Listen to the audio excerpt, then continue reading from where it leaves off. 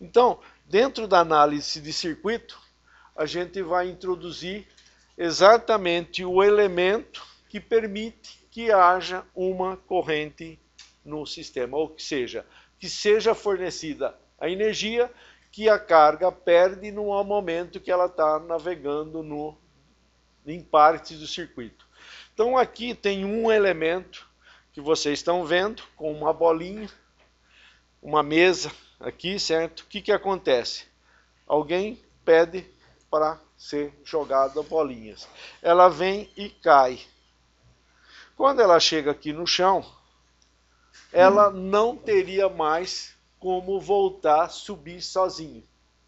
Ela seria acumulada aqui no chão. Imagine que eu tivesse essa mesa aqui, aqui do lado um elemento que estivesse jogando bolinha com uma determinada frequência, vamos dizer 60 bolinhas por segundo.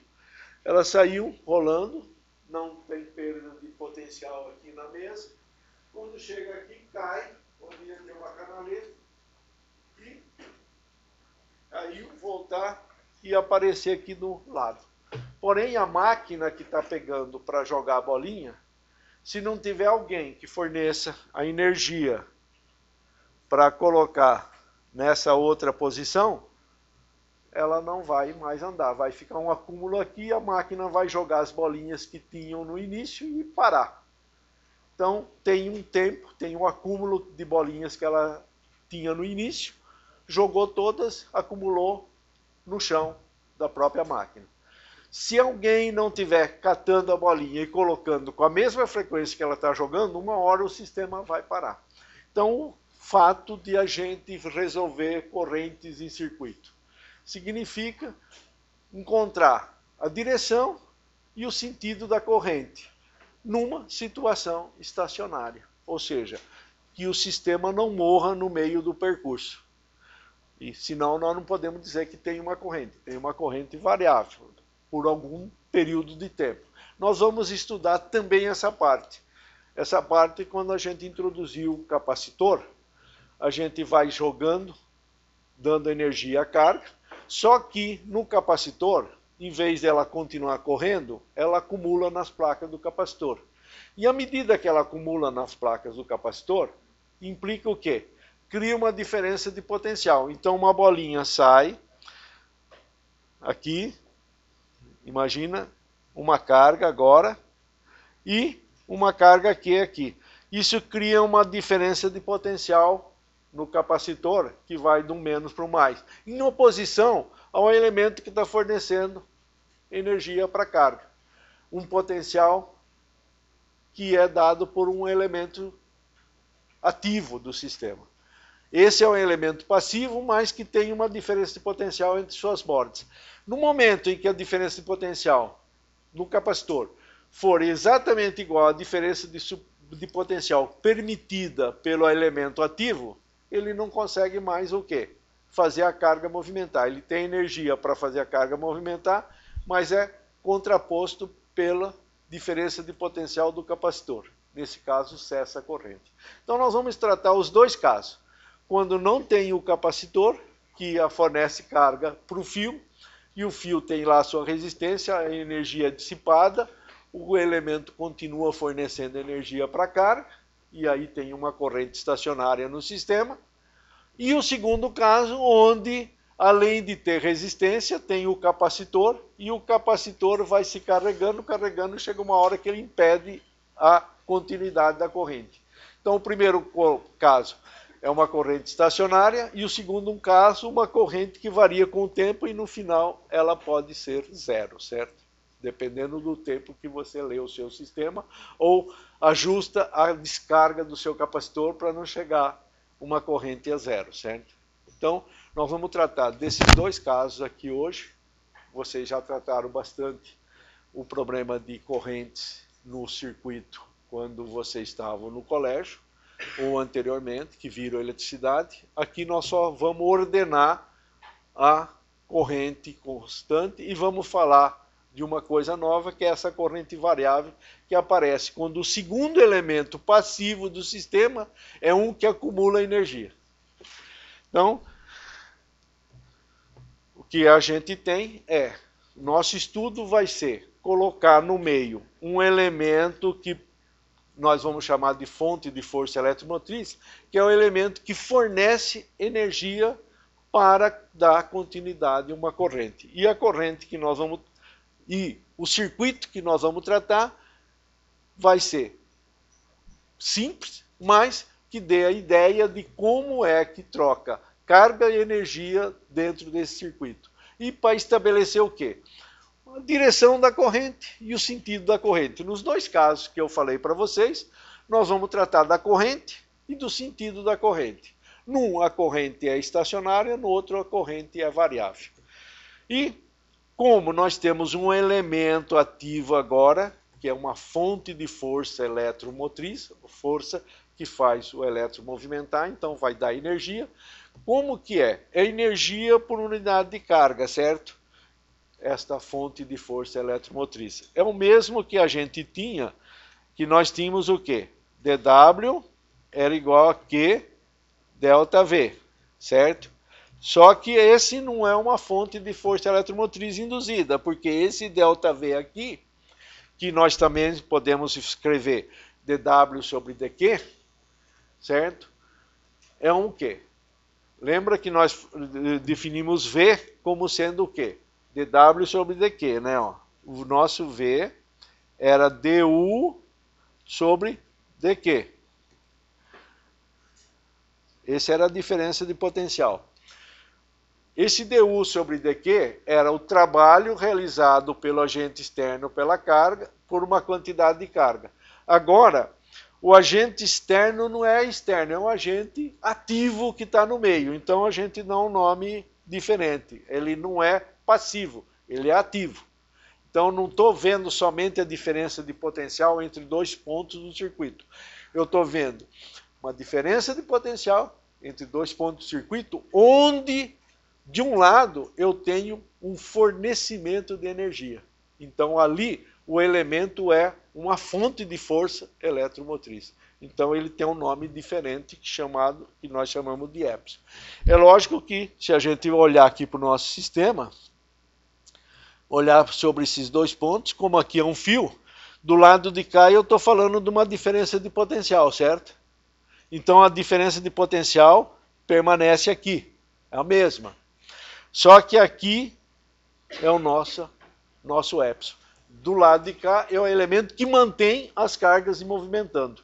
Do outro lado, eu só estou dizendo quanto de potencial ela perde quando ela vai de um ponto ao outro. Então essa é a presença de uma fonte ativa. Nós temos um elemento que fornece a energia que as cargas precisam para continuar movimentando. Então é uma parte ativa. O capacitor e o resistor são elementos passivos que são colocados ali, no nosso circuito.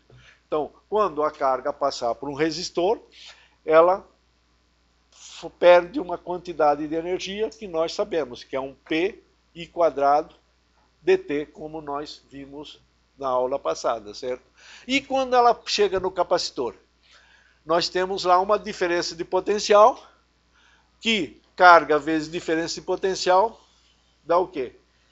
Dá também uma energia, certo? Ó, um Q, o du é um dq vezes V.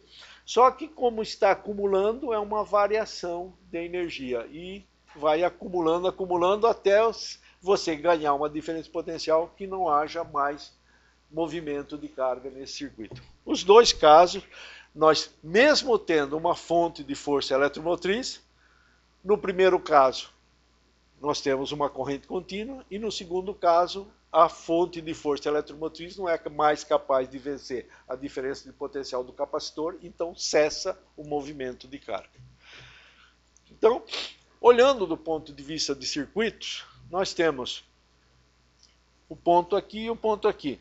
De um lado, nós temos uma força eletromotriz e do outro lado uma diferença de potencial, que aqui nós temos o VB e aqui nós temos o VA. Para os dois, lado direito, diferente de potencial, lado esquerdo, temos a fonte de força eletromotriz. Se eu olhar para o fio, como no fio não tem queda de potencial, a diferença de potencial do lado direito tem que ser igual o quê? a fonte de força eletromotriz do lado esquerdo. Então, VB menos VA tem que ser igual a epsilon. Essa é uma coisa que aparece. E isto acontece quando o circuito é ideal, certo? No circuito ideal, nós temos uma coisa assim. Mas, normalmente, dentro de uma bateria ou numa pilha mesmo, nessas pilhas que a gente usa de lanterna, tem o polo positivo e negativo e lá dentro tem um meio físico. E esse meio físico não permite que a carga ande sem uma pequena resistência. Então, no mundo real, numa fonte real, não numa fonte ideal, nós temos uma pequena resistência interna, certo? Então, aquilo que eu estou medindo aqui, entre os dois pontos, do lado direito, continua sendo a diferença potencial VB menos VA. Mas do lado esquerdo, a gente tem uma fonte de força eletromotriz e uma perda de energia que está relacionada com a resistência. Então, isso dá uma diferença de voltagem menos IR. Então, isto é o que acontece numa fonte real. Então, nós temos a parte que é ideal e a parte real. Agora vem as duas partes importantes que vocês aprenderam no colégio, que tem a ver com as correntes dos nós, que para nós é uma conservação de carga. Quando eu tenho circuitos, eu tenho locais onde converge dois ou mais ramos do circuito. Então imagine que fosse um circuito muito grande, está cheio de ramos e eu posso adicionar tantas linhas quanto eu quiser em todas as direções que tem aí. Mas vamos fixar aqui neste ponto aqui. Nós temos uma única bateria aqui, temos uma carga que sai nessa direção, carga positiva andando nessa direção.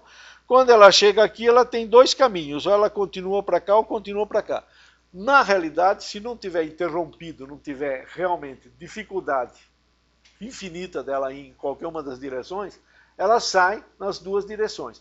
Mas saem quais cargas? Aquelas que a bateria permitiu que saísse, certo? Então, todas as cargas que saíram aqui, elas podem ir por aqui ou por aqui. Então, existe uma conservação da carga nesse ponto de entroncamento, que é o nó do circuito. Então, as cargas que chegam e carga que saem por unidade de tempo, na realidade são as correntes, né? Carga por unidade de tempo, nós vimos na aula passada que é corrente. Então, a corrente que chega é igual à corrente que sai. Ou seja, a soma de todas as correntes no nó é igual a zero. Porque o que está chegando tem igual quantidade daquela que está saindo. Se eu somar todas, uma chega e outra sai, aquela que sai é sinal negativo, certo? Faz com que a soma total dê zero. Na realidade, a soma total dá zero significa que nós não acumulamos nem destruímos carga quando ela chega naquele nó. Tudo que chega, sai. Então, ali no nó, não fica nada daquilo que chegou. Isso chama conservação da carga. O que chegou, saiu. Então, a corrente, a soma das correntes no nó é igual a zero. Tem uma lei de Kirchhoff relacionada aos nós, que vocês podem olhar por esse desenho rapidamente. Como aqui só tem dois nós, dá para ver perfeitamente. A corrente que chegou aqui, saiu por aqui e por aqui. Então ela está vindo aqui e está vindo aqui. Quando ela chega aqui, ela sai por aqui. Ou seja, a equação soma todas as correntes do primeiro nó igual a zero é exatamente a mesma equação da soma das correntes no segundo nó, no nó B. Então, se eu tivesse que resolver um problema de correntes, eu não preciso usar todos os nós. Nesse caso tem dois, basta um, porque a equação é a mesma no primeiro e no segundo nó. Então, lá, quando vocês estudaram, vocês lembram que aparecia que o número de correntes, ou número de equações associadas à corrente, tinha a ver com n menos um nó do circuito. Então, um circuito de n nós tem n menos 1 equações para a corrente. Isso é exatamente porque eu fixo num ponto e começo a liberar cargas. Essas cargas separam por todos os lados, mas no final, para continuar estacionária no circuito, elas têm que voltar todas elas e passar pelo mesmo ponto inicial que eu coloquei. Então a saída das cargas é igual à entrada das cargas nesse ponto. Essa é que faz o N menos um nó apenas ser considerado. Depois tem o seguinte, dado todos os nós, aí a gente vai lá numa malha, pega um ponto do fio e começa a seguir. Vai passando por N elementos físicos do sistema. Uns eu tenho ganho, outros eu tenho perdas de potencial. Mas, se eu tiver num ponto e como o potencial depende do ponto, eu saio de um lugar e volto nele mesmo, eu não fiz o quê? Não alterei nada o potencial, certo? O potencial é o mesmo. Se eu sair com V de A, por exemplo, pego um ponto aqui, chamo aqui V de A, aliás, já tem um A, então não vou escrever. Vamos ver de L aqui. Vou andando, somando perdas. Está escrito aqui, ó. Diferenças de potenciais em todos os elementos do meu ramo, da minha malha. Quando eu chegar no ponto L novamente, eu tenho o mesmo potencial de partida. Portanto, a soma de todos os delta L's resultou o quê? Em zero. Porque eu não perdi nenhuma, aquele potencial naquele ponto continua o mesmo, já que o potencial depende de posição, certo? Então, isso significa que a soma de todas as quedas de potencial ou de todos os ganhos de potencial numa malha é igual a zero. Isso permite a gente estudar dinamicamente o nosso sistema, porque eu tenho correntes, tinha a ver com o quê? Resistência e potencial. Se eu tenho uma regra para correntes e tenho uma regra para potenciais nas nossas malhas, eu tenho tudo que preciso para estudar a dinâmica do meu sistema. É olhar para as correntes nos diferentes nós e pelas diferenças de potenciais nas diferentes malhas do meu sistema. Isso que permite a gente resolver todo o circuito. Para isso, nós vamos ter, se eu tenho várias malhas, imagine que eu tenho várias malhas. Uma aqui, certo?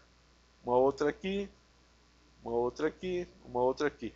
Cada uma com um certo número de resistores. Vamos colocar apenas uma fonte para todas elas. E aqui eu posso colocar um capacitor. Aqui um outro capacitor. Eu tenho aqui várias malhas. Uma, duas, três, quatro. Vou ter nós, 1, 2, 3, 4, 5. Este pacote aí, 5 nós, para eu estudar dinamicamente esse sistema, eu vou precisar de pelo menos 4 equações de nós, porque 5 menos 1, n menos 1 nós, tem 5 nós e eu preciso usar 4. E tenho 4 malhas. Então esse sistema aí tem 4 equações relacionadas aos nós e 4 equações relacionadas às malhas. Então um sistema de 8 equações de correntes e diferenças de potenciais. Primeiro, nós vamos olhar para os nós, são todos independentes. Mas as malhas, nem todas, certo? Parte desta malha aqui está dividindo este ramo com esta e este ramo aqui com a terceira. Quer dizer, ela está dividindo um ramo com a segunda e um ramo com a terceira. Então a gente precisa de alguns critérios para ver as diferenças de potenciais, já que eu vou ter a soma de potenciais iguais a zero em cada uma das malhas. Então vamos voltar ao nosso caso aqui e vamos olhar. Se eu tenho uma fonte de força eletromotriz e vou do lado menos dela para o lado mais, a minha partícula está ganhando energia, certo? Então a gente chama no ramo do potencial, naquela somatória de ΔV, a gente chama isto de positivo. Quando eu vou do quê? Do A para o B, eu chamo negativo, e do B para o A de positivo. É uma regra, eu olho, ganhei energia, eu chamo de positivo, perdi energia, eu chamo de negativo. O mesmo acontece para o capacitor tem um lado menos e um lado mais. O potencial do lado mais é maior do que do lado menos. Então, se eu estiver andando no meu ramo do lado mais para o lado menos, eu vou estar perdendo o quê? Potencial. Então, como o potencial num capacitor é Q sobre C, né? Lembra que Q é igual a C vezes V. Então, a diferença de potencial é Q sobre C. Então, se eu estiver indo do mais para o menos, eu estou perdendo o potencial. Estou andando só na malha, porque eu tenho que somar diferenças potenciais. Se eu estiver indo do menos para o mais, eu estou ganhando uma certa quantidade de potencial. E quando eu chego no resistor vocês sabem, a carga está lá perdida e ela navega segundo uma linha. Sempre no nosso movimento de uma carga dentro de um campo, a carga positiva vai de um potencial maior para um potencial menor. Então a direção que a carga está movimentando, a direção da corrente, é o quê? A direção da perda de energia. Então eu estou caindo no potencial, porque a carga é positiva e Q vezes V é igual ao quê? Ao nosso ΔU. Vamos escrever Q e aqui ΔV aqui, já que aqui a soma dos ΔVs é igual a zero, certo? Então, aqui eu estou calculando ΔV, aqui eu estou calculando ΔV, tem uma ΔU. Como eu estou andando na rede, quando eu estou passando por uma resistência, na mesma direção da corrente, é a carga positiva que está passando, a carga positiva, e eu estou perdendo energia, então o ΔV é negativo, certo? Negativo menos RI. Mas se eu estiver indo contrário à direção da corrente, certo? Eu estou indo de B para A, eu estou saindo de um potencial menor e indo para o maior, então eu estou ganhando potencial, RI. Com isso, essas três equações, duas equações e essas três considerações, nós vamos achar a solução de qualquer sistema de qualquer circuito, com N malhas. E lógico que se tiver uma só é fácil, não tem um nó, tem uma corrente só é fácil determinar, é a corrente que tiver lá, certo?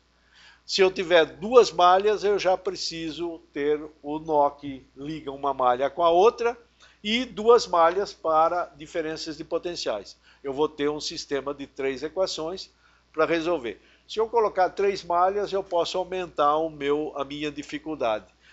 E vocês vão ver que se eu tiver 10 malhas, é um número relativamente pequeno, posso ter muitos nós, certo? Imagine que essas 10 malhas estivessem em sequência.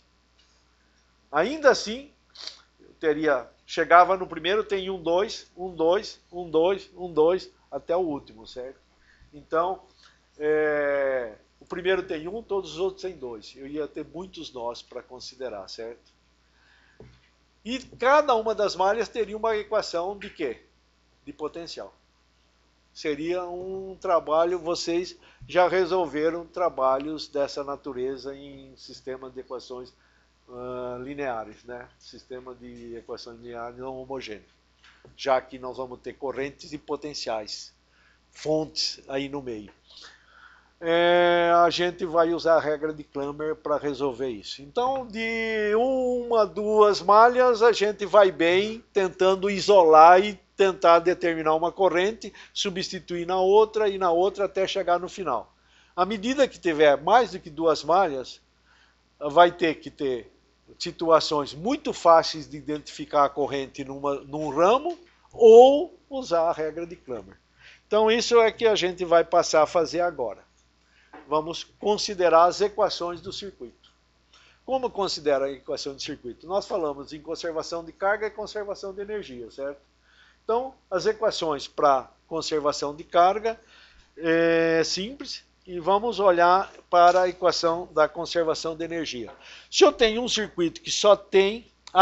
antes de mais nada, agora eu vou falar só com resistência, certo? Vou deixar o capacitor para a segunda parte, porque a hora que eu adicionar o capacitor, a gente vai precisar aprender uma coisa nova para resolver o circuito. Então, vamos ter somente fonte ativa e como passivo o resistor.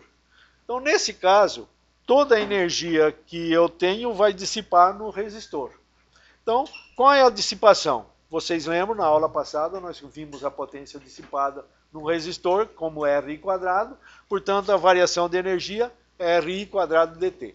Então, num determinado tempo, passando carga no resistor, a quantidade de energia dissipada lá é RI quadrado dt. Mas, se eu estou dissipando com um tempo, uma razão constante de energia, a minha bateria tem que dar energia também a uma razão constante, certo? Então, vocês lembram que a nossa definição de trabalho ou de força eletromotriz, Epsilon, era dW dQ. Portanto, a energia dW fornecida para o circuito é Epsilon dQ. Mas Epsilon dQ nós já aprendemos com a definição de corrente da aula passada. dQ é I dt, certo? Como o sistema está estacionário, ou seja, toda a energia que está sendo fornecida está sendo dissipada, uma coisa tem que ser igual à outra. Se uma coisa é igual à outra, eu tenho que Epsilon é igual a RI. Ou a corrente que aparece no circuito é Epsilon sobre R, que é a coisa que nós esperávamos. Só tem uma corrente, só tem uma malha, só tem uma corrente. E que está relacionado com a energia ou a fonte de força eletromotriz e a resistência que o circuito tem. Mas a gente poderia ter resolvido esse sistema pela segunda informação, não por cálculo de energia dissipada, mas por uma coisa: o sistema está estacionário lá e nós aprendemos que a diferença, a soma de diferenças de potenciais é igual a zero no circuito. Então é isso que temos aqui. Eu fixo um ponto do circuito chamado A, certo? E aqui tem um potencial VA. Então, aquela segunda equação nossa lá que diz que a soma de todos os ΔVs tem que ser igual a zero, diz o seguinte: se eu parto do potencial, do ponto A, eu não sei que valor tem o potencial ali, certo? Mas eu sei que é VA. Então eu escrevo assim, VA. Vou andando pelo circuito. Aqui tem uma linha que está dizendo que eu estou andando assim, certo? Eu vou passar do ponto negativo para o ponto positivo na minha fonte de força eletromotriz. Então a energia está sendo oferecida para a carga. Ela está ganhando energia ali. Então está ganhando uma diferença de potencial na nossa equação de potencial. Então ganha quanto? Epsilon de potencial. Vai andando, andando, andando, encontra o resistor aqui. No resistor eu estou entrando na mesma direção. Como a carga positiva está saindo daqui e indo nessa direção, quando ela chega aqui, ela está passando desse ponto para esse ponto aqui. Então eu estou andando na minha resistência, certo? Na direção da corrente. Eu estou enxergando a minha queda de potencial na direção da corrente. Então eu estou indo de um potencial maior aqui para um potencial menor aqui. Qual é o meu ΔV? Menos o quê? RI. Então tem um menos RI. Continuo andando, chego no ponto A. Quanto que é o potencial no ponto A? Igual VA. Essa é a nossa equação. Eu saí de um ponto e cheguei nele próprio. Como tem VA dos dois lados, a equação resulta a mesma. É lógico que se tivesse uma resistência interna da bateria, o que iria acontecer? Quando eu saí do A e cheguei aqui a linha, eu teria também perdido um pouco de energia, certo? Que é o quê? o I vezes R. A diferença de potencial I vezes R. Resultado, a corrente é Epsilon sobre R1 mais R2. Aí já tem uma regra que vocês já aprenderam, que quando eu tiver resistores em série, olhando para esta equação aqui e para esta, vocês estão vendo que o quê? As resistências se somam, certo? É meio óbvio isso, né? Porque eu estou dando energia para uma carga, ela perde na primeira, perde na segunda, perde está perdendo em todas elas. Eu tenho uma soma de perdas nos resistores. Como a corrente é a mesma, é a soma dos resistores, certo? Então é uma das regras que vocês também já sabiam, que os resistores em série, os resistores é equivalente à soma dos resistores, certo? Bem, aí vem o passo seguinte, que é o que eu acabei de falar. Botei mais do que um resistor na minha malha. Soma, o que a gente faz? Passa uma corrente aqui, ela é a mesma, aqui tem uma diferença de potencial V1, aqui tem uma diferença de potencial V2, a diferença de potencial V1 é menos I R1, menos I R2, como somado com a força eletromotriz tem que dar zero, então o quê? O V que eu tenho aqui em cima é exatamente o V que eu tenho aqui embaixo, certo? Tem que ser igual.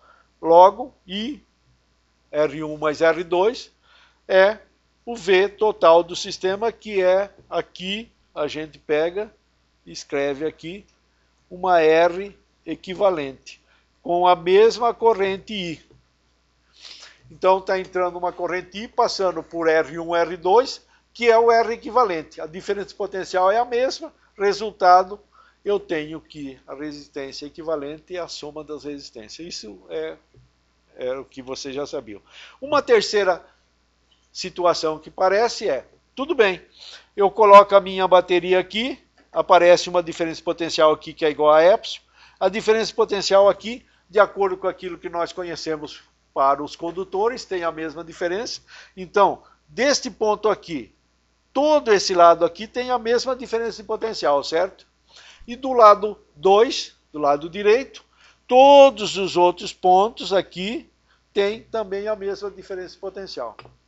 Só que o único elemento ativo é esse que está mandando a corrente, as cargas andarem nessa direção. Quando chega aqui, uma carga passa por aqui, uma carga passa por aqui. Aqui vai dar o V, vai ser igual ao quê? O R2 vezes I2. Aqui o V vai ser R1 vezes I1. Nós sabemos então quanto que é I1, quanto que é I2. I1 é o V sobre R1, I2 é V sobre R2. E a soma de todas as correntes no nó é o quê? A corrente que a bateria está nos dando. Ou seja, o I é igual à soma das correntes. Uma vez que, como eles estão em paralelo, a diferença de potencial é que ficou a mesma. Quando eu estou em série, a única coisa que eu tenho que é a mesma é a corrente. Quando eu estou em paralelo, o mesmo é a diferença de potencial. Resultado, eu tenho que a corrente 1 é V1, V sobre R1. A corrente 2 é V sobre R2, ou seja, a corrente I, que seria V sobre R, equivalente, que é um R que eu coloco aqui, certo? Eu pego esse pacote todo aqui e digo que aqui tem um R equivalente só, certo? E a diferença de potencial é a mesma que está aqui. Resultado, a corrente que saiu é o I vezes o R equivalente, ou o I é igual a V sobre R equivalente. Resultado, a soma dos inversos dá o inverso da resistência equivalente, que era um fato que vocês também já sabiam, certo? Resultado. Então, regras aqui, todas elas estão sendo colocadas para facilitar a leitura da montagem de equações que vocês vão ter para resolver o sistema. Eu tenho várias resistências, eu tenho várias malhas, eu tenho vários nós. Tudo isso vai me permitir eu colocar aquela solução inicial, que é a soma das correntes nos nós igual a zero, a soma das diferenças de potenciais nas malhas iguais a zero. Isso vai nos permitir obter todas as equações que eu preciso para resolver o meu circuito, que no fundo é achar as correntes e as direções das correntes. Tudo que nós vamos fazer sobre o circuito é achar as correntes e as direções das correntes. Então, aqui tem uma série de informações que nós temos que seguir. Nós vimos lei das malhas, lei dos nós, lei da conservação de energia, conservação de carga. Todas elas estão manifestadas aqui, certo? Isso daqui está escrito como εi, é a diferença de potência, certo? IR quadrado, ou seja, a potência fornecida igual à potência dissipada. Tem várias informações de identificação, numeração, n-1 nó é uma das equações que você tem. Escolher direções arbitrárias. Lembre, vocês têm que estar atento a, dado um percurso, seguir aquela regra. Estou entrando pelo lado positivo ou negativo no capacitor, estou entrando no resistor na mesma direção da corrente ou saindo. Qual é a direção da corrente? Se é aquilo que eu estou procurando. Dado um circuito, eu quero achar a direção da corrente. Aí eu vou lá no meu circuito e pergunto, estou entrando na mesma direção da corrente ou não? Na realidade, vocês vão ter que arbitrariamente escolher uma direção para a corrente nos seus ramos, nas diferentes malhas.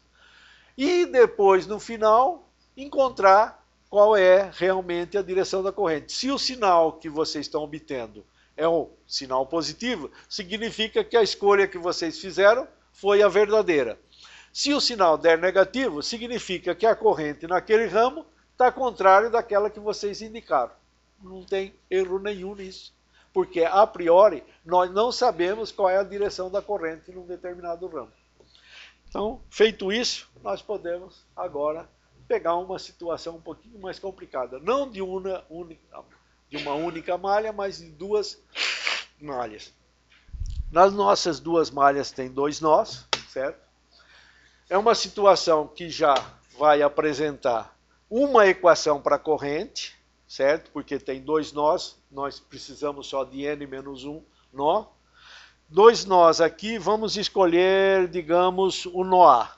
Aqui neste nó A, eu tenho a corrente I3 que está chegando, a I1 que está saindo e a I2 que está saindo. Então, o que está entrando é igual ao que está saindo para que a soma de todas as correntes no nó dê igual a zero, certo? Então, essa é a primeira equação. A segunda equação é equação, como eu só tenho uma equação de corrente, eu tenho que ir atrás da equação das malhas agora, das diferenças de potenciais. Então, eu não sei qual que. Vamos pegar no sentido anti-horário a malha 1. Então, quando eu passo aqui, ó, na corrente I1, na resistência R1, eu estou passando na mesma direção indicada pelo movimento das cargas. Então, significa que eu estou perdendo potencial. Perdendo potencial é menos I1R1. Quando eu chego na bateria aqui, eu chego pelo lado o quê? Positivo e vou para o lado negativo. Então, eu também desci no potencial, menos ε1. Quando eu chego na outra resistência R1, eu continuo andando na mesma direção que eu indiquei para o movimento das cargas positivas. Também estou perdendo potencial. Mas para voltar e fechar a malha e chegar no 1, o que eu tenho? Eu passo pela bateria 2 na quê? Do menos para o mais. Então eu somo uma diferença de potencial. E quando eu passo na resistência R2, eu estou passando contrário à indicação do movimento das cargas positivas. Portanto, eu estou adicionando potencial. Então, mais I2R2. Isso, cheguei no ponto A, portanto, igual a zero. É a segunda equação.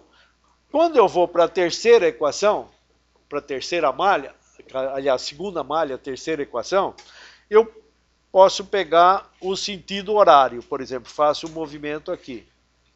Vamos ver onde eu comecei. Peguei aqui a corrente 3 na resistência 1 aqui, ó. Saí do ponto A novamente.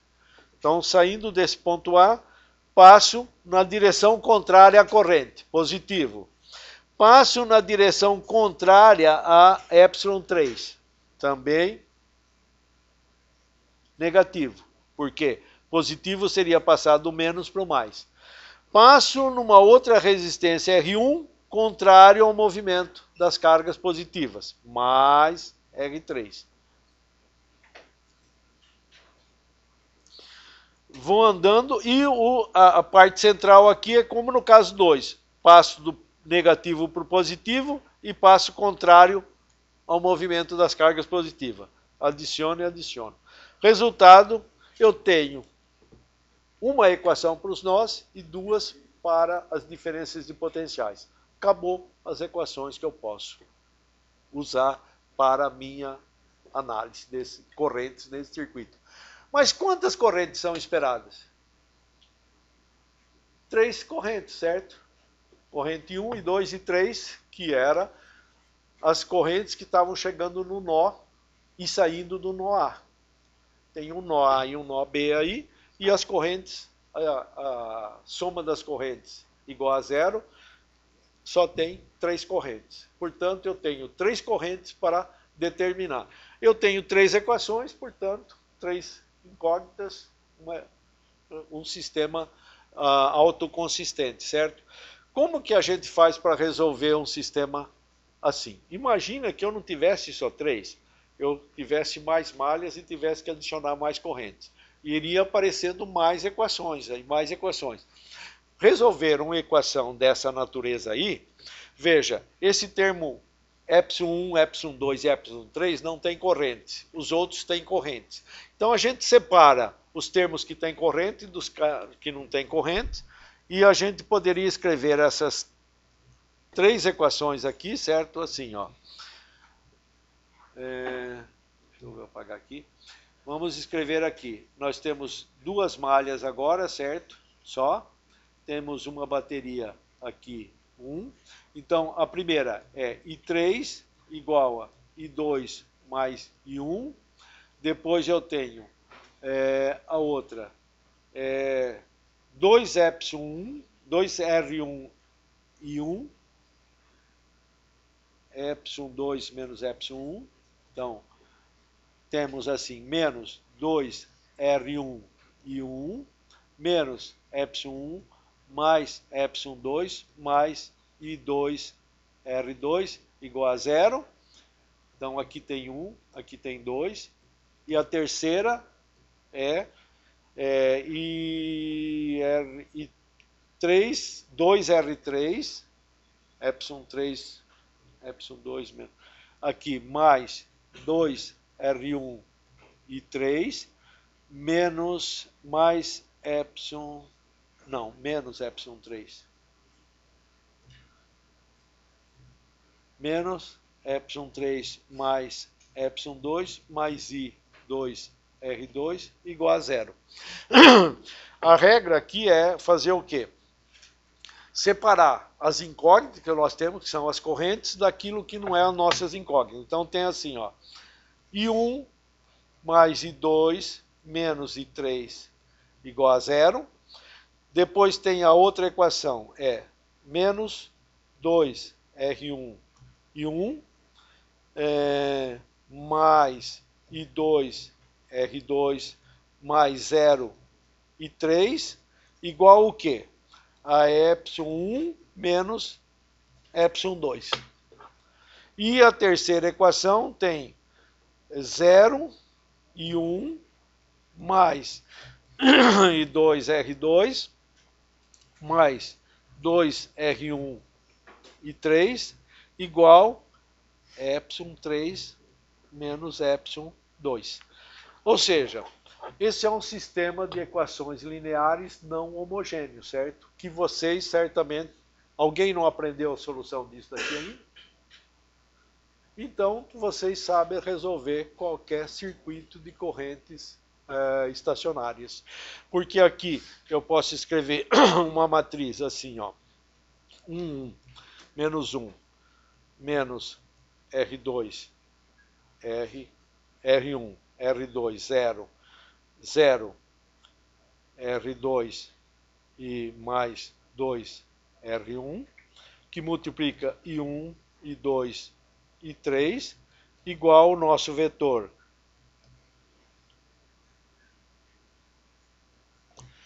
que é, na realidade, uma matriz A vezes a corrente I, igual a uma matriz B. É o nosso sistema. O que o Cramer diz para resolver um sistema como esse? Pega para achar a corrente 1, pega, substitui a coluna 1 da matriz A pelo vetor B, acha o determinante dessa matriz, que é obtida assim, e divide pelo determinante da matriz A. Matriz A é essa daqui, certo? Quero achar uma corrente no meio de uma matriz dessa, a corrente IJ, por exemplo. Eu pego, vou lá na coluna J, substituo ela pelo vetor B, acho o determinante dessa matriz com a coluna J substituída pelo vetor B e divido pelo determinante da coluna A. Isto para o computador é facílimo. Então, quando eu tenho muitas equações, eu faço o quê? Eu coloco esse algoritmo no computador e ele vai, corrente 1, 2, 3, enésima. O que vai acontecer? Provavelmente vai aparecer correntes com sinais positivos e negativos. Compete a gente simplesmente dizer o seguinte: aquela que eu coloquei indo para uma direção 1, como apareceu com sinal negativo, é na direção oposta. Então só sobra isto para resolver. Ou seja, só para escrever aí a solução, a corrente IJ é exatamente o determinante da matriz CJ dividido pelo determinante da matriz A. Onde que é a matriz CJ? A matriz CJ é exatamente a matriz A com a coluna J aqui. A coluna J aqui, substituída pelo vetor B. Certo? Então é só substituir a coluna J pelo vetor B. O restante são todos os elementos da matriz A. Então tem um algoritmo simples para resolver a solução de um sistema com muitas equações. Isso daí é para quando vai 2, 3, 4, que tem pelo menos 3 equações, certo? Veja que quando tiver uma malha só tem uma equação, não tem nada para resolver. Então, 3 equações começam com 2 malhas. E, à medida que você vai aumentando malhas, vai aumentando o número de equações. Então, aqui está a nossa solução para esse sistema.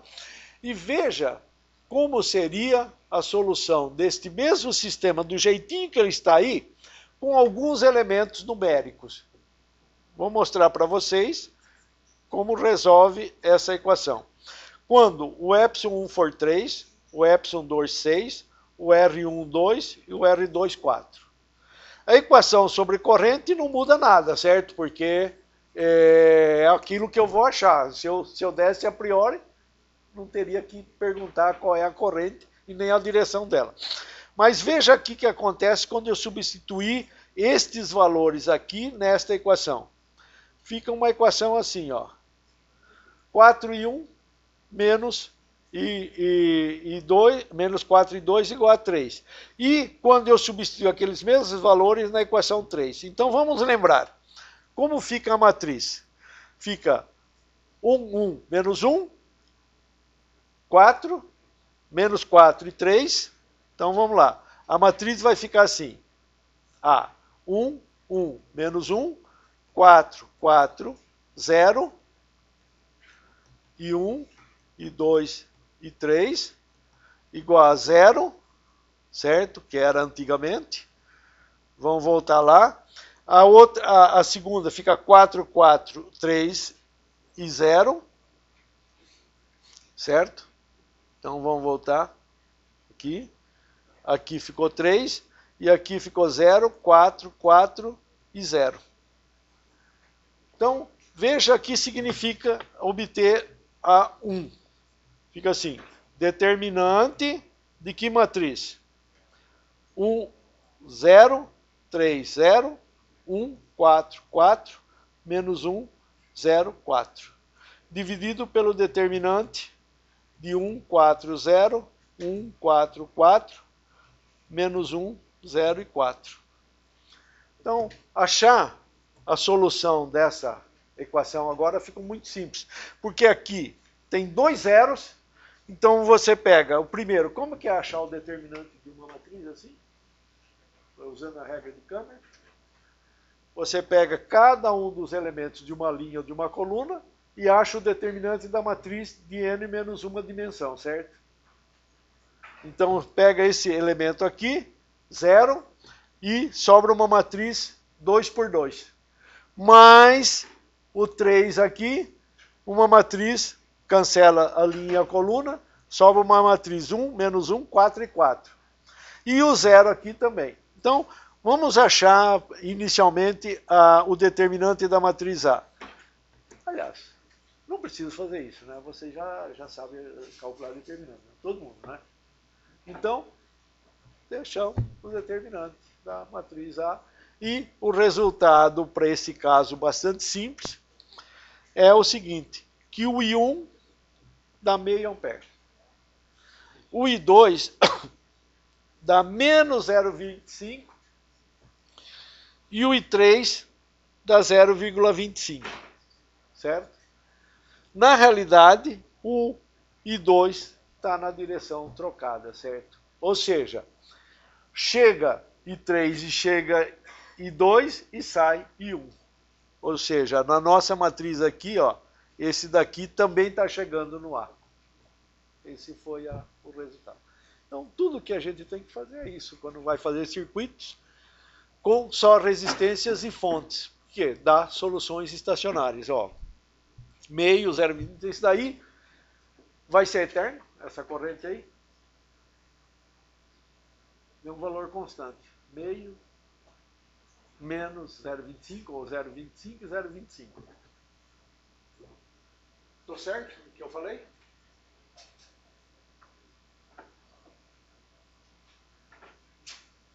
Experiência de vocês agora.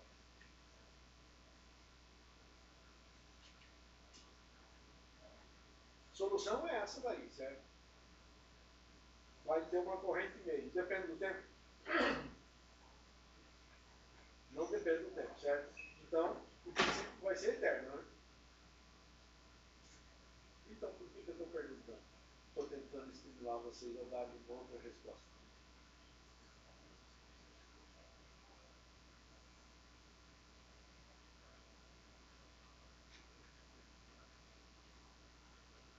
Quem está dando energia para essa corrente acontecer? Para ficar essas cabras passando pelo resistor, aquecendo o resistor lá. Se eu tivesse isso lá dentro de uma água, ela estava aquecendo lá. A bateria, né? Fica ali. Ela tem possibilidade de ficar infinitamente fazendo isso? A pilha de vocês na lanterna acende um monte de vezes da mesma luminosidade. Um certo dia vocês ligam lá, não aparece mais. O que fez? Esse cara é igual a fonte, sério. A fonte não está mais fornecendo energia. Então não é que, até que a fonte suportar dar carga para o sistema, vai haver essa corrente aí. Quando a fonte perder toda a energia que ela tinha, não vai ter mais corrente. Então essa corrente é estacionária enquanto a fonte existir, ponto, certo? Então, enquanto a fonte fornecer energia, é essa corrente. Então ela morre diferentemente do outro caso que eu citei no início da aula, que é o capacitor, que vai ser variável o tempo todo. Aqui ela é constante até que a fonte suporte essa energia. Bom, vocês também já devem ter usado amperímetros, voltímetros e estamos falando de correntes aqui. Vou rapidamente mostrar o que está ali. Veja, se eu fôssemos analisar essa malha aqui, vamos tirar o voltímetro de lado e o amperímetro. Como que seria a corrente aqui, ó? O I seria o quê? I0, vamos supor. É o epsilon sobre R mais R1 mais R2. Correto? Essa é a corrente que estaria passando no circuito sem o meu medidor. Se eu vou colocar um amperímetro, qual é a corrente que vai passar no amperímetro? Agora tem um amperímetro aqui. O amperímetro tem uma resistência, certo? Então a corrente que vai passar por ele é epsilon, é R mais R1 mais R2 mais a resistência do amperímetro. Então a corrente que o amperímetro vai estar dizendo a mim é menor do que a corrente que existe no sistema sem o amperímetro. Por que a gente fica falando disso? Porque nos aparelhos todos, nos equipamentos todos, eu não estou colocando um amperímetro lá quando ele estiver funcionando. Ele está funcionando com a corrente I0, certo? Então, se ele for sensível à resistência, a uma determinada intensidade de corrente, e ela vai ser maior do que aquela que eu meço com o amperímetro, ele pode queimar, certo? Então, eu preciso saber exatamente a corrente que vai estar passando no amperímetro. Com a presença do amperímetro, então, vamos colocar aqui, amperímetro. Nós vimos que a corrente I0 é epsilon sobre R mais R1 mais R2, e a corrente no amperímetro vai ser epsilon sobre R mais R1 mais R2 mais RA. Que eu posso escrever assim, ó. É epsilon sobre R1 mais R mais R1 mais R2, que multiplica o quê? 1 sobre 1 mais RA sobre R mais R1 mais R2. Isso é igual, certo? Que é igual o quê? A I0, que multiplica 1 sobre 1 mais RA sobre R mais R1 mais R2. Então, quando este termo aqui for desprezível, o que significa? Que a medida que eu estou fazendo é exatamente uma medida que vai estar passando no circuito sem a presença do meu amperímetro. Para isso acontecer, isso implica para amperímetro ser um bom amperímetro, o RA tem que ser muito menor do que R mais R1 mais R2. Então, quando eu for fazer uma medida num determinado circuito, eu tenho que usar uma escala do amperímetro que a minha resistência se mostre desprezível comparada com as resistências que estão lá. Só isso. E o voltímetro? O que acontece com o voltímetro? O voltímetro está aqui. Vamos tirar o amperímetro e vamos colocar o voltímetro agora. O voltímetro está aqui passando uma corrente. Quando ela está descendo aqui, ela chega, ela pode vir para cá e para cá. Correto? Sem a presença do voltímetro, vamos novamente lá, escrever voltímetro aqui.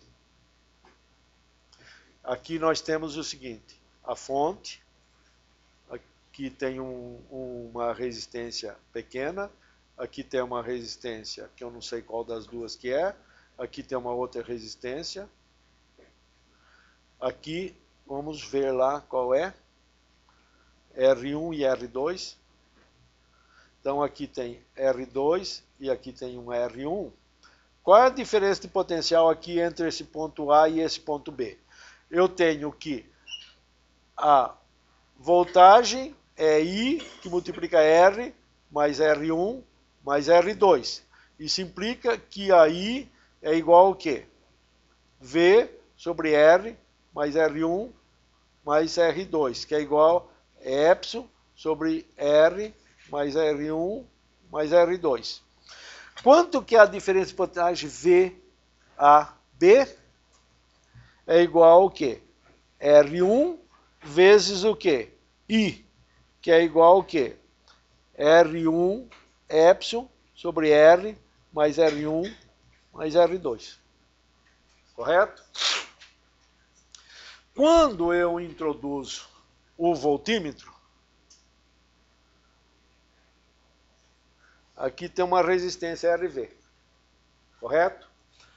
Como que vai ser agora a nossa corrente? Vai ser assim, ó. O I vai ser o quê? Um V sobre a resistência equivalente. Que vai ter o quê? Um V, que vai ser o epsilon, né?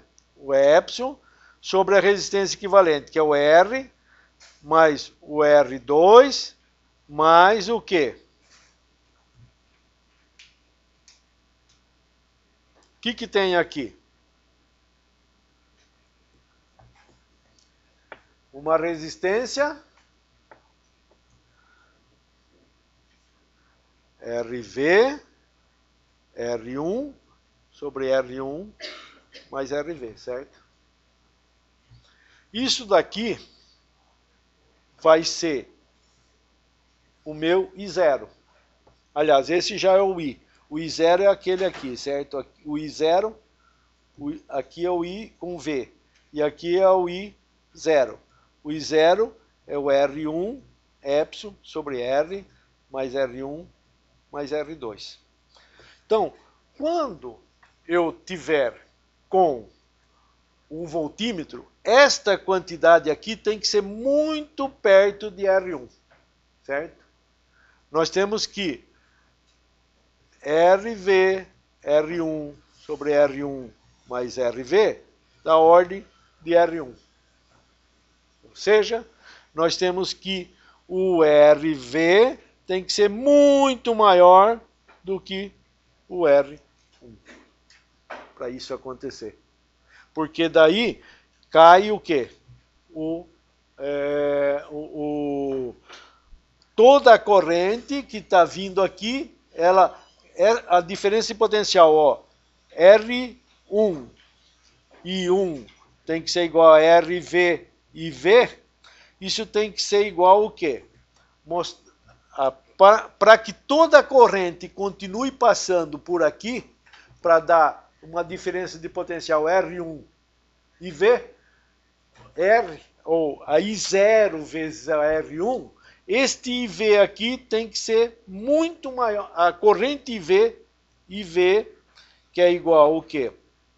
R1 sobre RV vezes 1, para o IV ir a zero, este número aqui tem que ser o quê? Muito, muito, muito pequeno. Para a corrente que está passando pelo voltímetro ir a zero. Porque se a corrente que está passando por voltímetro fosse zero, estaria passando toda a corrente por I1 e daria I1 vezes R1, que era o original, certo? Mas com a presença do voltímetro, um pouquinho de carga vai passar por ele. Mas tem que ser muito pouco. Para isso, para que seja muito pouco e a diferença de potencial entre esses dois pontos continue sendo sempre o mesmo, entre esse e esse, entre esse e esse o mesmo, tem que ter o quê? Uma diferença, um R1 muito menor do que a resistência do voltímetro.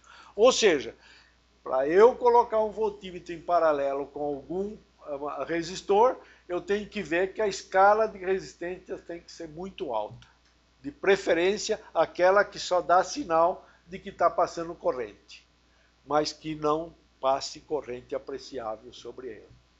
Então, a resistência do voltímetro tem que ser muito grande, a resistência do perímetro muito pequena, para a gente usar isto em circuito. Bom, esse é só um problema que é bastante simples. Tem uma bateria aqui, tem uma resistência aqui, tem uma corrente aqui, ó, tem uma corrente total que passa por aqui, IA, tem uma corrente que passa por IR1, e a pergunta que faz é, dado isso daqui, dado uma diferença potencial aqui, uma corrente passando por aqui, uma corrente passando por aqui, uma vez que a corrente aqui vai dividir, o que a gente precisaria mais saber para determinar se a resistência R4 é dada, qual a informação necessária para determinar a diferença potencial da bateria? O que eu precisaria, certo? Então eu preciso montar o circuito. Nós já sabemos o seguinte, que a corrente que se divide tanto por amperímetro 2 como por amperímetro 3. E volta a concentrar e passar aqui. Mas a pergunta é, o que eu preciso saber, além do que foi dado, para saber a diferença potencial aqui na bateria? Bom, vou montar circuito, né? Primeiro, eu tenho duas malhas aí, não é isso? Nas duas malhas eu tenho um nó aqui, eu tenho uma passagem de corrente por cima, uma passagem de corrente por baixo, tenho os amperímetros medindo e tenho um amperímetro A1 que mede, o A1 e A4 que não precisaria, certo? O que o A1 está medindo é o mesmo que o A4 está medindo, certo? Só que eles têm resistências internas, certo? Mas vamos fazer o nosso cálculo aqui, ó. Eu tenho o amperímetro 1 tem uma corrente e uma resistência RA1. O amperímetro 2 tem uma resistência RA2. O amperímetro 3 um RA3. E um amperímetro 4 um RA4. Vamos fazer os nossos cálculos. Eu começo com um ponto aqui. Quando eu passar aqui, eu vou ter V, certo? Menos I4 RA1 menos RA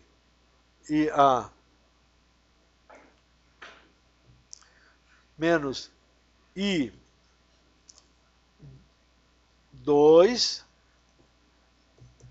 a corrente que vai passar por aqui eu vou chamar de I2, I2RA2 menos I2R1 passa para o 4 menos I4R4 menos I4RA4 igual a zero. Nós vimos agora há pouco que as R's, e eu poderia pegar e fazer o mesmo caminho passando por aqui e depois sair que a corrente I4 mais ou igual a corrente I1 mais a corrente I2, certo? Aqui tem uma corrente I1 também. Nós falamos que as resistências dos amperímetros têm que ser desprezíveis, correto? Então vamos usar esse fato. Ser desprezíveis significa que nós tiramos as resistências dos amperímetros. Correto? A equação fica então, aqui fica V menos I2R1 menos I4R4 igual a zero. O que você precisa saber para determinar o V? Você já tem a corrente I4, que é igual a 6. Você já tem a resistência, a corrente no amperímetro 2, certo? Então, eu tenho a resistência R4, tenho a I4, tenho a I2. O que eu preciso saber para determinar V? A resistência R1. Como que um problema tão simples como esse teve erro? E me permitiu trazer aqui. O que vocês interpretariam de alguém fazendo... Vocês não faria esse problema assim, tão linear quanto uma resistência e uma incógnita. Tudo o restante é dado. Certo? Eu confesso que a única alternativa que eu achei para isso é o cara não ter lido nada e chutado. Porque até com um pouquinho que ele tinha feito no colégio, ele teria respondido essa pergunta. Eu suponho. Posso estar até errado, certo? Mas eu acho que foi isso. Fez uma resposta sem ler. Tinha 5 respostas aí, deu uma.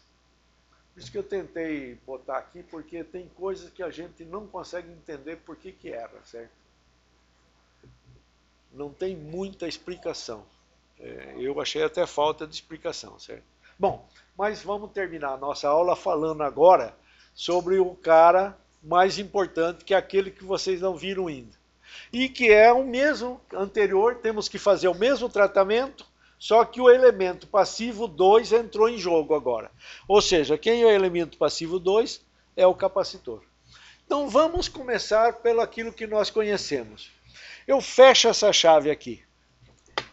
O que vai acontecer? A bateria começa a fornecer carga para o circuito.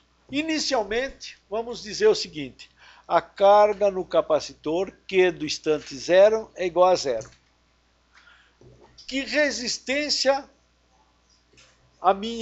que diferença de potencial a minha carga enxerga no capacitor? Nenhuma, porque diferença de potencial no capacitor, ΔV no capacitor, é igual a carga dividido por capacitância, certo? Então, se não tem carga nenhuma ainda, ele não enxerga diferença de potencial nenhuma. Então, no instante t igual a 0, o que eu teria que resolver? O V menos RI igual a 0, certo? Então, teria uma corrente, o quê? I sobre R. Epsilon sobre R, certo? Mas no segundo instante, quando a primeira carga chegou no capacitor, a equação que eu tenho que resolver é o quê? É diferença de potencial na minha bateria, é epsilon, menos um potencial Q sobre V, porque a carga positiva vem aqui, certo? E aqui fica uma carga negativa. Então eu passo do positivo para o negativo, então tenho menos um Q sobre C, menos um RI quadrado igual a 0. Misturei as equações, certo? Eu estou procurando equações sobre correntes e apareceu carga e corrente na minha equação. É uma forma nova que eu tenho que enfrentar para resolver. Então vamos tratar desse problema inteiramente, certo? Vamos começar o seguinte. No instante t igual a 0, não tem carga nenhuma no capacitor, diferença de potencial é 0. No instante t qualquer, certo? T diferente de 0, o ΔV no capacitor é igual a Q sobre C. Então, eu tenho carga no capacitor e tenho diferença de potencial. E a nossa equação, então, aqui, fechada, vai ser: eu saio aqui com o epsilon, correto? Quando eu chego aqui, eu tenho o meu Q sobre C, que eu estou passando do polo positivo para o negativo, então o menos Q sobre C. E quando eu estou passando aqui na resistência, eu estou passando na mesma direção que é o movimento da carga positiva. Então, menos RI igual a 0. Essa tem uma única malha agora. No caso anterior foi fácil, a resposta veio imediata. Agora tem carga e corrente. Sorte nossa, temos uma coisa, que I é igual a dQ dt. Eu posso retornar a o quê? A equação da carga. Mas eu não queria achar a corrente? Bom, se eu achar a carga, depois eu derivo e acho a corrente, certo? Esse é o caminho. Então aqui aparece a solução. A nossa equação já dividida por C, certo? Aliás, já colocada na forma anterior. E a informação de que a carga é dQ dt. Então vamos olhar aqui para a equação, o que a gente pode fazer. Põe aqui, capacitores. Eu tenho epsilon menos Q sobre C menos RI igual a zero. E dQ dt igual a I. Ou seja, a equação fica assim, epsilon menos Q sobre C menos R dQ dt igual a zero.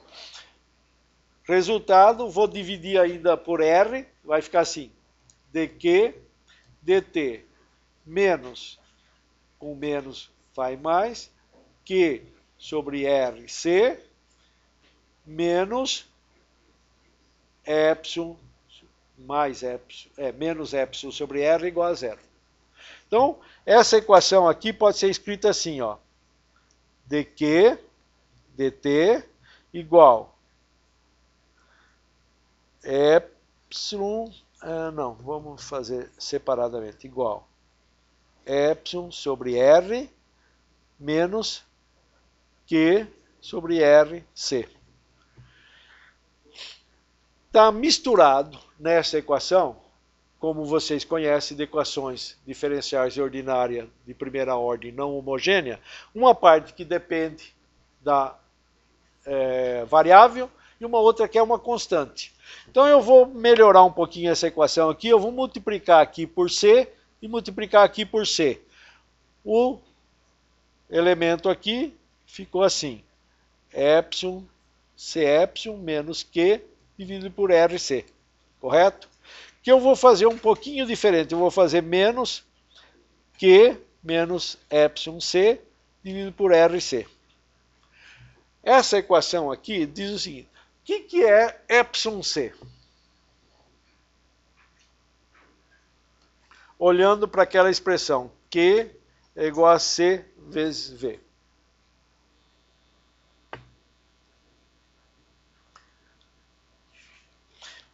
Epsilon C é a máxima quantidade de carga que o quê? Que a bateria consegue colocar no capacitor. Então é uma carga. O que tem no numerador do lado direito diz respeito à carga.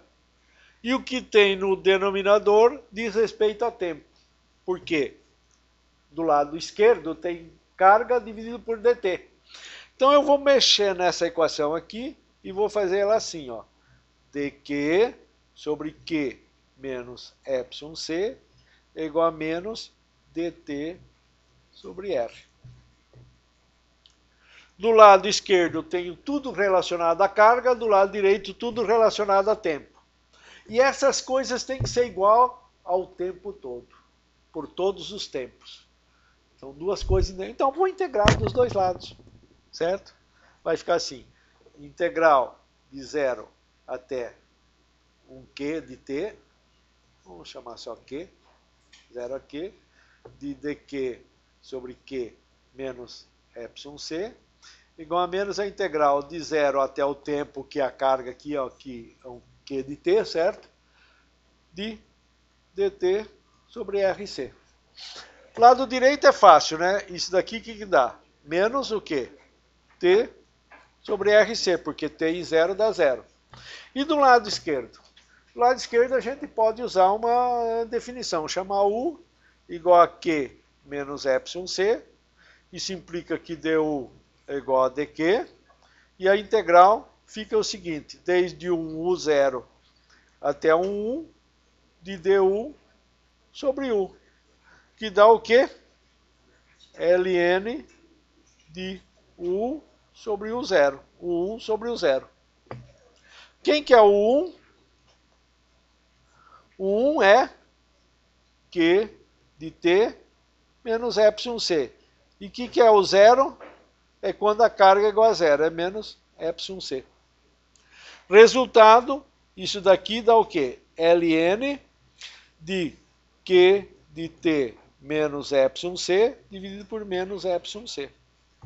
Isso daqui tem que ser igual ao quê? Menos T sobre RC. Como resultado, a gente tem o quê? Faz exponencial dos dois lados, fica assim. Q de T menos epsilon C dividido por menos epsilon C é igual a E elevado a menos T sobre RC. que dá o quê? Q de t igual a εc 1 menos e elevado a menos t sobre rc. Ou seja, eu achei uma incógnita. A carga não era aquela que eu queria, que era a corrente, certo? Mas como faz para achar a corrente? Deriva a carga, certo? I de t é igual a dq dt. Ou seja, o I de t vai dar epsilon sobre R e elevado a menos t sobre RC. Ou seja, eu tenho a Q de t como sendo epsilon c 1 menos e elevado a menos t sobre RC, e o I de t, se eu colocasse num gráfico essas duas coisas, vocês iam ver o seguinte: enquanto a carga vai subindo lentamente até atingir o Q, o epsilon c aqui, em função de tempo, o que vai acontecer com a corrente? A corrente I aqui tem um valor máximo epsilon sobre R e decai com o tempo aqui, decai com 1 sobre t aqui. Isso que acontece. Mas tem uma coisa muito importante que aparece aí, que é a rapidez com que isso daqui sobe e que é a mesma com que essa daqui desce. Quem que é que dá a rapidez? Já que eu estou fazendo a medida num tempo. É esse tempo aqui, t sobre RC. Então esse é o tempo característico do sistema. RC é o tempo característico do circuito RC. É um circuito RC. Então, vejamos o que é que nós estamos vendo aí. A corrente I de t igual a epsilon sobre R elevado a menos t sobre RC. Vamos colocar assim, t igual a 1 RC. Quanto que vale a corrente I de RC? Vale epsilon sobre R e elevado a menos 1. O I de 2RC vale epsilon sobre R e elevado a menos 2, menos 2. Ou seja, nós estamos mostrando como que a corrente está indo. Quando eu escrever I igual a 4RC, dá epsilon sobre R elevado a menos 4. Então, isso daqui, ó, quanto que dá 1 sobre E? 1 sobre 2,7 aproximadamente, certo? Que isso daqui é da ordem de quanto? 0,63 perdido, dividido por quase 3, dá 0,36, 0,37. Da ordem de 0,36. Agora eu vou cair 0 a 0,36 do 36, certo? Então, quando eu tiver o 2,8 ao quadrado, dá quase 8, dá aproximadamente um oitavo daquilo que eu tenho, certo? Dá em torno de 12, 13. Vamos ver quanto que é, como que está aqui no gráfico. Eu tenho um gráfico aqui mostrando. Então aqui está a equação que eu obtive, certo? E aqui está a queda, as equações, o I0. Vamos ver se eu tenho um aqui. Ó, corrente, depois de um tempo, caiu a 0,37. Eu escrevi 36, é 0,37. E a carga foi a 1 menos 1, 0,37, certo? É 0,63. Quando eu estiver em 2, dá 0,86, que é 1 menos. E, portanto, nós temos a corrente em 2 aqui, dada a ordem de 0,14 do que ela tem. Então, ela já caiu a 0,14. Vamos voltar lá e olhar para 3, 0,95. Portanto, aliás, aqui eu não fiz. Vamos fazer de 3 aqui para colocar. Isso daqui dá da ordem de 0,05. Correto? Então veja aqui, 3 tempos característicos do meu sistema, a corrente já foi a 5% do valor que ela tinha no início. Isto é uma medida. Aquilo que vocês ouviram até agora eu falar, dado um tempo muito longo.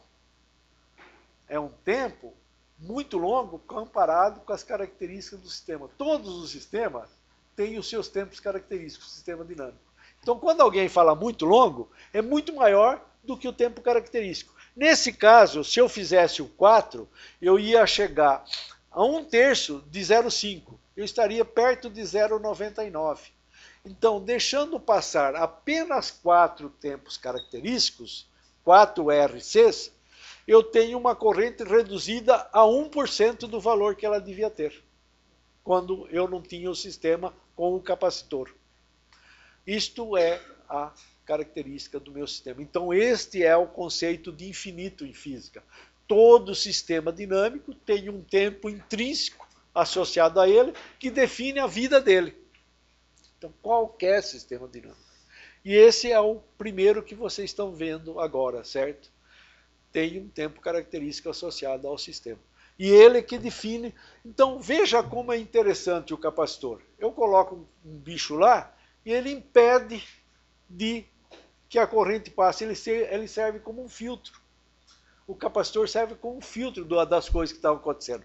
Ele entra lá e fala, vai ocorrer por um certo tempo. Compete a mim definir o tamanho do RC. Se eu faço um RC muito grande, certo? O meu tempo característico vai ser o quê? Muito grande, certo? Por quê? Tem um tempo no numerador, um tempo no denominador, e demora para carregar todo o sistema. Mas se eu fizer um RC bem pequeno, alguns milissegundos de tempo já ficou igual o quê? O tempo característico. 4, 5 milissegundos já tenho 4 vezes o quê? O meu tempo característico, a corrente já foi a 0. Então, eu posso usar este elemento lá no meio dos meus circuitos para mostrar quando que eu quero que passe a corrente e por quanto tempo ele passa a corrente naquela região. Quando ele estiver completamente carregado, não passa mais corrente lá, certo? Daí começa a vazar por outros caminhos. Então, serve como circuito. A segunda parte é, carregou. Você gostaria de continuar usando o circuito. O que você faz? Você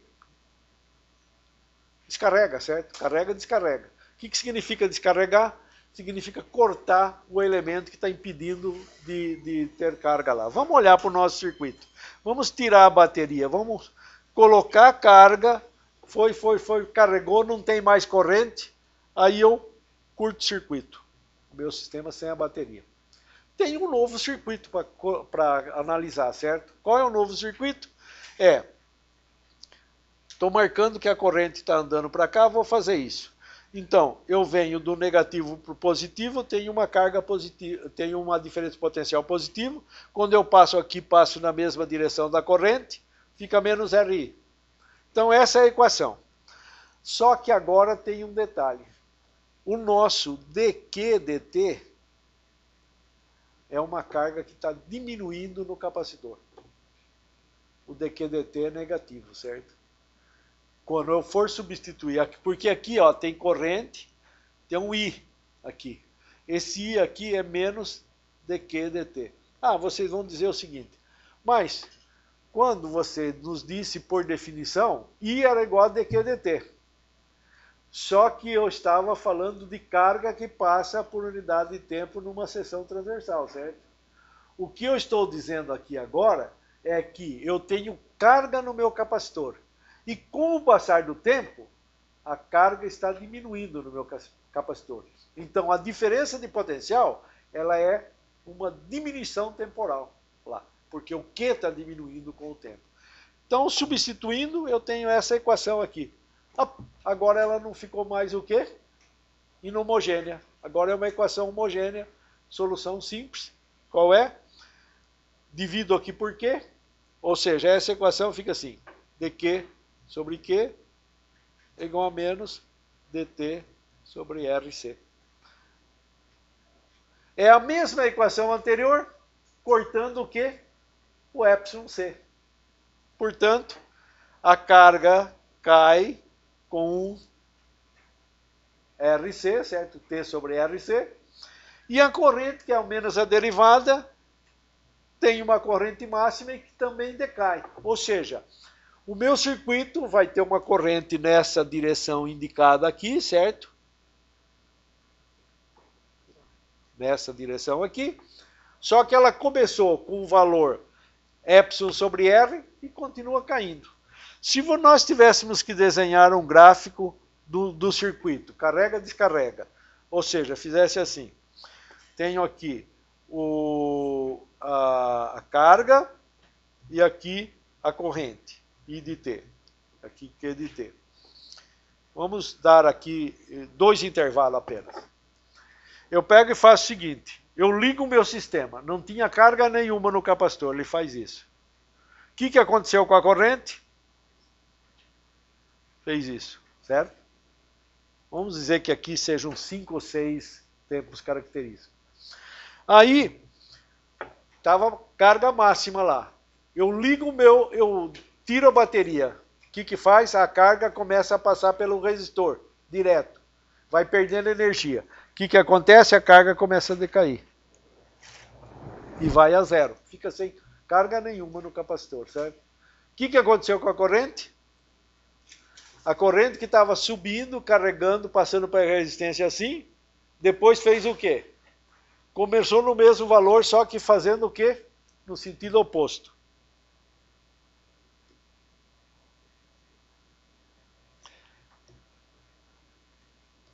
Então, o que está acontecendo é o seguinte, o capacitor carrega, descarrega. A corrente decai e decai. Só que em direções invertidas, certo? Ela começa com o máximo e decai, começa com o máximo e decai. Só que uma situação ela está carregando e no outra ela está descarregando.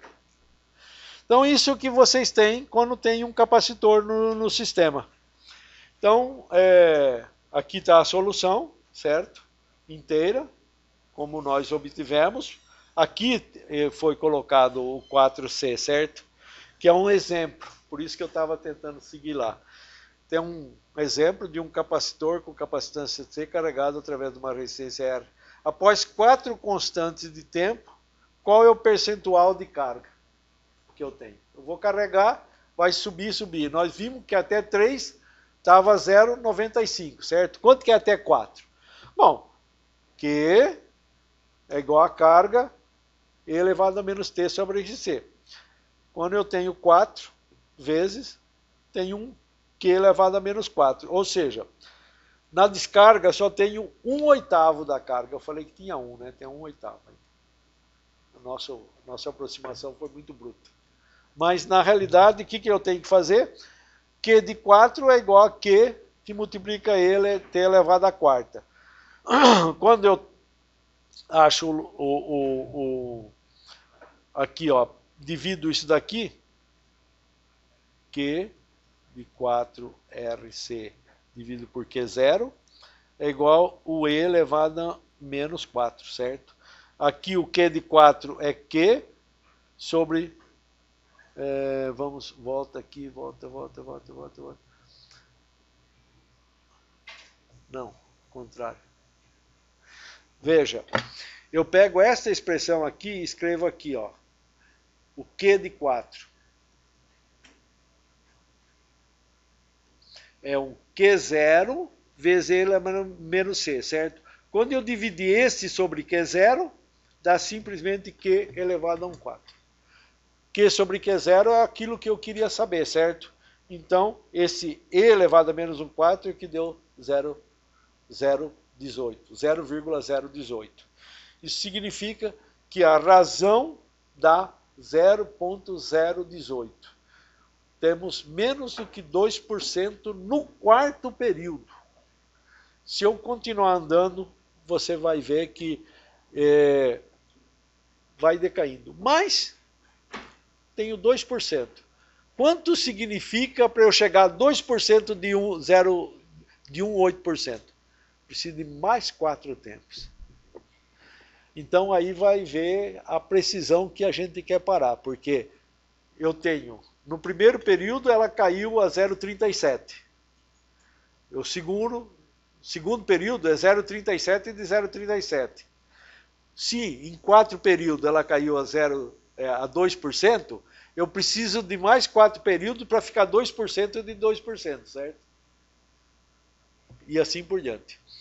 A segunda pergunta é, em que instante a energia armazenada no capacitor é igual a 1/4 do valor da energia inicial? A energia armazenada num capacitor, vocês lembram que é o quê? U é 1/2 de Q quadrado sobre C. Então agora vai com o quadrado, certo? Aquela expressão, ó, Q quadrado é Q0 ao quadrado e elevado a 2T sobre RC. Então quando eu colocar o quadrado aqui, ó, Q quadrado, no T aparece um 2 aqui, ó, do quadrado que aparece na carga. E esse quadrado aí vem aqui, ó, inicialmente tinha 1, agora tem 2. O resultado é que nós precisamos de, vamos lá ver, Q é igual a Q0 e elevado a menos T sobre RC. U é igual ao 1/2 de Q quadrado sobre C. Então, o 0 é igual a Q quadrado e elevado a menos... como o 0 é U de T igual a 0, certo? O 0 é igual a U de T igual a T igual a 0. Então, U de 0 é igual a 1/2 de Q quadrado sobre C. E o U de T é igual a 1/2 de Q quadrado. É Q0 ao quadrado elevado a menos 2T sobre RC dividido por C. Aqui você tem que, qual era a pergunta? Eu tenho que U de T é igual a U de 0, que é essa parte aqui, ó. U de 0 é essa daqui, ó. E elevado a menos 2T sobre RC. Então eu estou vendo qual é o tempo que a energia leva para chegar ao quê? Eu vou fazer uma pergunta. Agora aqui tem o U de T e U de 0. Eu quero saber qualquer razão entre U de T e U de 0. Eu fico do lado U de T sobre o 0, a razão é igual a 1E elevado a 2T. Então, U de T sobre U de 0 é igual a E elevado a menos 2T sobre RC. Se eu tenho essa razão aqui, eu faço o logaritmo da razão. O logaritmo do lado direito é 2 menos 2T sobre RC, certo? Então, posso escolher 1/4, 1/8, qualquer quantia. Por exemplo, ele fala assim, U de T dividido por U de 0 é igual a 1/4. Isso significa 1/4 é igual a E elevado a menos 2T sobre RC. Se ln de 1/4 é igual a ln de E elevado a menos 2T sobre RC, que é igual a menos 2T sobre RC. Ou seja, ln de 1/4 é menos o quê? Ln de 4, que é também igual ao quê? Menos 2 ln de 2, que é igual a menos 2T sobre RC.